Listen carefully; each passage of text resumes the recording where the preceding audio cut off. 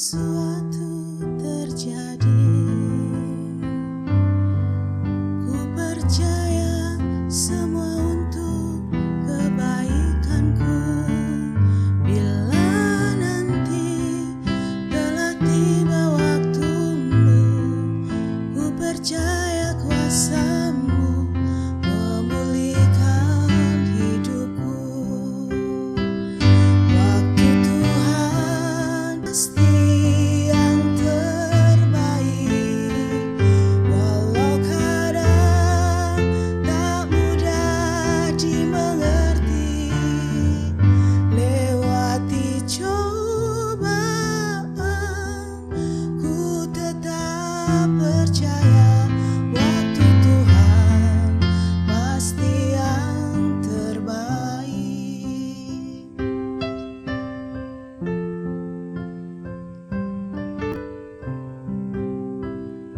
Bila Kau izinkan sesuatu terjadi, ku percaya semua untuk kebaikanku.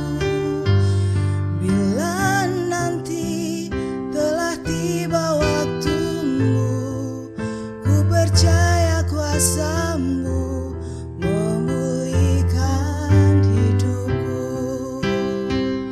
Waktu Tuhan pasti yang terbaik, walau kadang tak mudah dimengerti. Lewati cobaan, ku tetap percaya waktu Tuhan pasti yang terbaik. Waktu Tuhan pasti yang terbaik, walau kadang tak mudah dimengerti. Lewati cobaan, ku tetap percaya waktu Tuhan pasti yang terbaik. Waktu Tuhan pasti yang terbaik.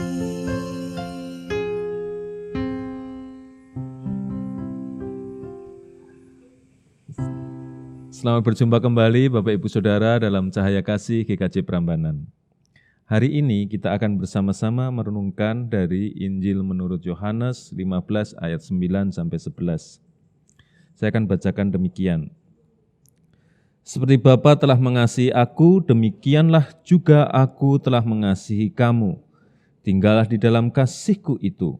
Jika kamu menuruti perintah-Ku, kamu akan tinggal di dalam kasih-Ku seperti aku menuruti perintah Bapa-Ku dan tinggal di dalam kasih-Nya. Semua itu Kukatakan kepadamu supaya sukacita-Ku ada di dalam kamu dan sukacitamu menjadi penuh. Yang berbahagia setiap kita yang mendengarkan firman Tuhan, merenungkan dan melakukan dalam kehidupan sehari-hari. Saudara-saudara yang dikasihi Tuhan, ada sebuah kabar sukacita dari bacaan ini, yaitu bahwa Tuhan memberikan sukacita kepada kita semua, dan bukan hanya sukacita, tapi juga sukacita yang penuh. Ya. Sukacita dalam versi Tuhan. Nah, ini tentu luar biasa ya, bukan hanya sukacita dalam versi duniawi, tapi sukacita dalam versi yang mempunyai kehidupan. Ya. Tentu sukacita yang sangat dahsyat, tentu sukacita yang sangat luar biasa yang menjadi harapan bagi kita. Ya. Saya rasa juga ini wajar bagi kita semua juga untuk selalu ingin berada di dalam sukacita. Kita semua tentu senang menuju kepada sukacita itu ya. Walaupun memang kadang-kadang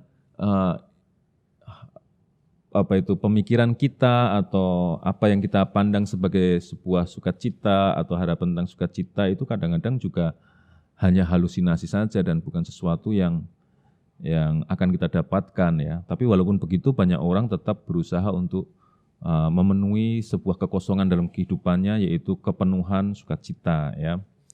Saya rasa semua orang mengarah ke sana. Bahkan agama-agama pun atau sistem kepercayaan itu juga mengarah kepada hal ini, adanya semacam sukacita yang tak akan pernah habis gitu ya dalam kehidupan seseorang ya. Maka muncul bayangan-bayangan tentang surga, tempat yang indah, penuh dengan emas-emasan dan sebagainya itu ya, hidup abadi, ketawa ketiwi mungkin ya di tempat itu. Jadi ada pandangan tentang sebuah sukacita yang ingin selalu dirasakan dalam kehidupan manusia. Dan saya rasa juga ini bukan sesuatu yang salah, karena memang manusia pengen sukacita, apapun itu pengen sesuatu yang nyaman di dalam kehidupannya. Nah, dan di dalam Alkitab pun Tuhan Yesus juga menawarkan hal itu Bapak Ibu, bahwa di dalam Tuhan Yesus Kristus, Tuhan memberikan sukacita dalam versi Yesus gitu ya, sukacita dalam versi Allah Bapa, sukacita dalam versi surgawi. Nah ini menarik untuk kita pelajari pada kita semua. Nah Bapak Ibu yang dikasihi Tuhan, mari kita belajar lagi dari ayat 9 sampai 10 ya. Seperti Bapa telah mengasihi aku, demikian juga aku telah mengasihi kamu, tinggallah di dalam kasih-Ku itu. Jika kamu menuruti perintah-Ku, kamu akan tinggal di dalam kasih-Ku, seperti aku menuruti perintah Bapa-Ku dan tinggal di dalam kasih-Nya. Setelah ini dipahami, baru kemudian sukacita itu ada ya, diberikan Tuhan kepada kita. Masalahnya adalah sekarang kita belajar, seperti Bapa telah mengasihi aku, ya toh, seperti Allah Bapa telah mengasihi Yesus. Nah, disitulah sukacita yang Yesus dapatkan, ya toh. Tetapi kita lihat dalam perjalanan kehidupan Yesus, sukacita yang diberikan Bapa kepada Yesus itu apa? Mari kita cek satu persatu ya. Apakah Bapa Surgawi itu memberikan pada zaman itu mungkin kereta kuda yang megah untuk Yesus? Enggak, ya toh. Apakah Bapa Surgawi itu memberikan kerajaan yang mewah untuk Yesus? Enggak, ya toh. Apakah Bapa Surgawi itu memberikan kemakmuran, rumah yang bagus atau pakaian bagus untuk Yesus? Enggak juga. Apakah Tuhan itu memberikan emas-emasan atau mahkota emas kepada Yesus? Enggak juga, ya. Apakah Bapa Surgawi itu memberikan istri yang cantik kepada Yesus? Enggak juga, ya toh.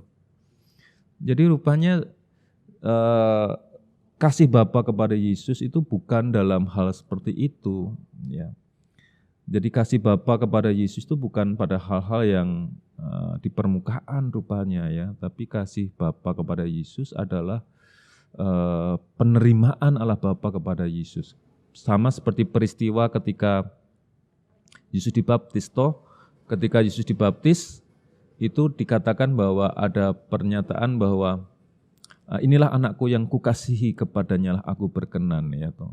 Jadi bagaimana Allah Bapa itu menerima Yesus sebagai Yesus apa adanya, dan dalam cinta Allah Bapa, Bapa Surgawi itu mencintai Yesus di dalam cinta apa adanya ya, bukan dalam pemberian fasilitas ragawi, tetapi kepenuhan sukacita yang dirasakan Yesus adalah kasih Bapa kepada Dia.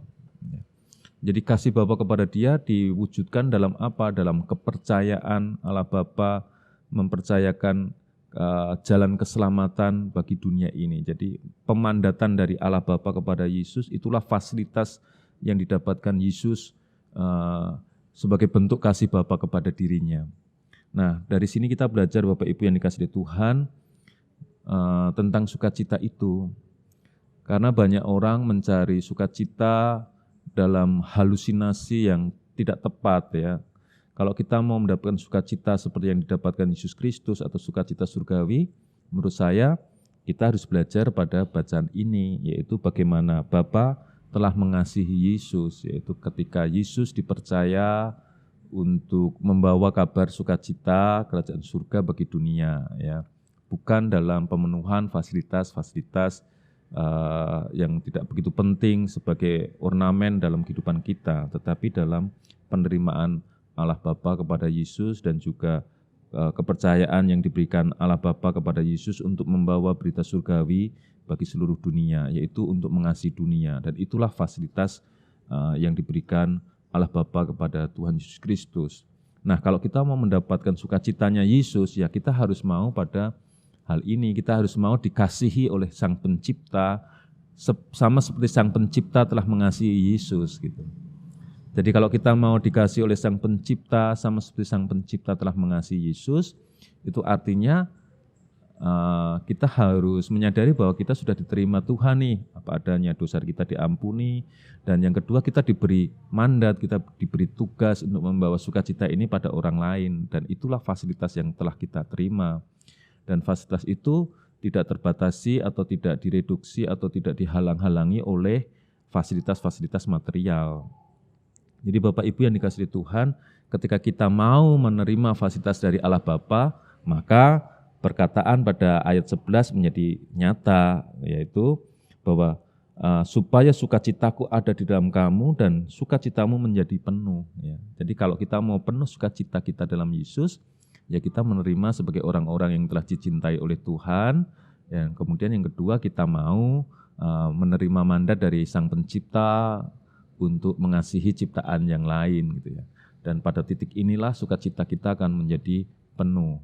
Dan mengasihi orang lain itu kalau dalam laku Tuhan Yesus Kristus kan bukan hanya mengatakan aku mengasihimu gitu, tapi ada lakunya, ada tindakannya, yaitu tindakan menolong, tindakan berkorban, tindakan memperhatikan, tindakan yang konkret ya, yang segera bisa dirasakan oleh orang lain. Nah, ketika itu bisa kita praktekkan dalam kehidupan kita, maka sukacita kita akan menjadi penuh sama, dan itulah fasilitas Allah Bapa kepada kita. Nah, Bapak Ibu yang dikasihi Tuhan Yesus Kristus, dari sini mari bersama-sama kita mendapatkannya itu ya. Kita cucuk ke uripe dhewe, kita pol-pol ke hidup kita untuk mendapatkan sukacita itu ya. Yaitu justru ketika kita melayani sama seperti Yesus telah melayani kita semua. Karena itu Bapak Ibu, selamat menikmati sukacita surgawi. Terimalah kasih Tuhan dalam hidupmu dan bersedialah dipakai Tuhan untuk melayani seperti yang dikehendaki Bapa, yaitu mendatangkan cinta kasih kehidupan bagi orang lain. Kiranya Tuhan memberkati dan membantu kita dalam kebijaksanaan kita selanjutnya. Tuhan memberkati. Mari bersama-sama kita berdoa.